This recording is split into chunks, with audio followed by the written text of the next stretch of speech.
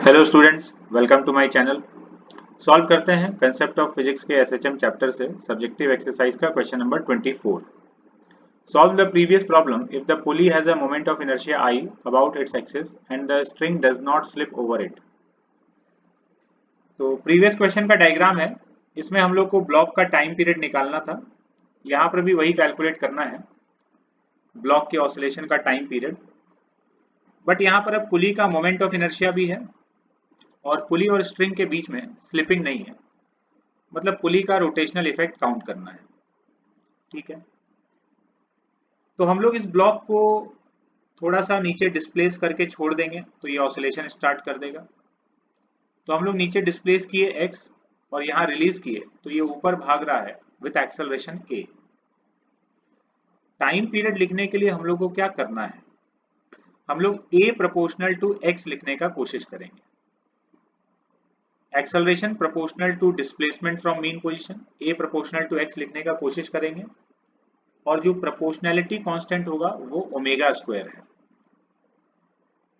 तो वहां से ओमेगा आ जाएगा, एंगुलर फ्रीक्वेंसी आ गया तो टाइम पीरियड आ जाएगा। जब भी हम लोग डिस्प्लेस करेंगे किसी सिस्टम का एसएचएम का टाइम पीरियड निकालना है, तो जब हम लोग डिस्प्लेस करके और छोड़ेंगे तो यहाँ से डिस्टर्ब करने के बाद या डिस्प्लेस करने के बाद सिस्टम में जितना भी एक्स्ट्रा फोर्स या टॉर्क जनरेट हुआ है, जिसको कि रीस्टोरिंग फोर्स और टॉर्क कहा जाता है, सिर्फ उसी को कंसिडर करना है क्योंकि वही ऑसिलेशन के लिए रिस्पॉन्सिबल है। इस समय इक्विलिब्रियम के टाइम पर जो फोर्सेस एक्ट कर रहा था वो तो बाद में भी एक्ट करेगा और कैंसिल आउट हो जाएगा। तो हम लोग सिर्फ एक्स्ट्रा फोर्सेस और टॉर्क को कंसिडर करने वाले हैं। We will not consider mg, we have to consider only restoring forces। mg को हम लोग कंसिडर नहीं कर रहे हैं क्योंकि वो पहले भी एक्ट कर रहा था। यहाँ जो रस्सी में टेंशन है पहले से, उसको भी कंसिडर नहीं करेंगे। मान लेते हैं यहाँ रस्सी में टेंशन टी नॉट है, तो टी नॉट भी इक्विलिब्रियम पे लग रहा है, यहाँ mg भी इक्विलिब्रियम पे लग रहा है, इसको कंसिडर नहीं कर रहे हैं। डिस्प्लेस करने के बाद अब इस डायग्राम में देखते हैं। डिस्प्लेस करने के बाद डेफिनेटली स्ट्रिंग का टेंशन इंक्रीज कर चुका है, तभी ये ऊपर भागेगा। तो जो एक्स्ट्रा टेंशन आया टी नॉट के अलावा जो आया T1, ये T1 एक्स्ट्रा टेंशन है, तो यहाँ टेंशन T1 इधर वाले पोर्शन में। इधर जो एक्स्ट्रा टेंशन आया है वो है T2।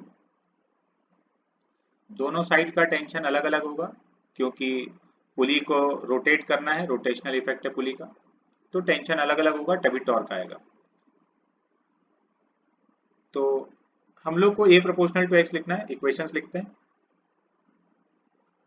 इसके पास एक्सेलरेशन ऊपर a है और ये पुली जब ये ब्लॉक ऊपर जाएगा तो पुली का रोटेशन होगा anti clockwise with angular acceleration alpha.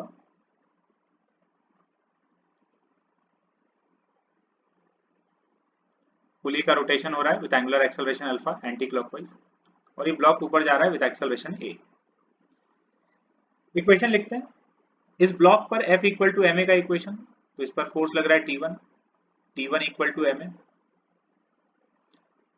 इस पुली पर इक्वेशन लिखते हैं torque equals to I alpha, torque equals to I alpha for pulley. तो पुली पर इधर T2 into R anti clockwise, clockwise T1 into R, T2 into R minus T1 into R equal to I into alpha. और तीसरा equation, ये जो spring है, spring में extension आया होगा x, जब ब्लॉक को x नीचे करेंगे तो स्प्रिंग ऊपर एक्सटेंड होगा x, तो ये जो T2 है इसका वैल्यू kx हो गया, T2 इक्वल टू kx, ये थर्ड इक्वेशन। तो ये T2 minus T1 into R equal to I alpha था, T2 minus T1 I by R into alpha. हम लोग को पुली का moment of inertia I given है, तो हम लोग I के टर्म्स में ही सॉल्व कर रहे हैं। ठीक है, और नो स्लिपिंग कंस्ट्रेंट, रस्सी और पुली के बीच में स्लिपिंग नहीं है, रस्सी और पुली के बीच में स्लिपिंग नहीं है।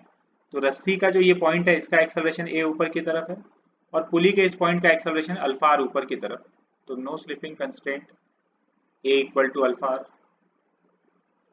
तो इन सारे इक्वेशन से अब हम लोग सॉल्व करेंगे। ये इक्वेशन नंबर 2 में हम लोग T1 और T2 का वैल्यू सब्स्टिट्यूट कर देंगे। T1 का वैल्यू ma और T2 का वैल्यू kx, ये दोनों वैल्यूज उठाकर इस इक्वेशन नंबर 2 में पुट करने वाले हैं। T2 minus T1 equal to I alpha by R, T2 का वैल्यू kx, T1 का वैल्यू ma और अल्फा का value a by R substitute कर दिए। तो इसको सिंप्लीफाई कर लेंगे तो एक्सेलरेशन ये आ गया kx upon m plus I by R square, a proportional to x, तो ये जो प्रोपोर्शनलिटी कांस्टेंट है ये ओमेगा स्क्वायर है, so omega is under root k by m plus I by R square. तो time period is 2 pi by omega, तो ये time period आ गया।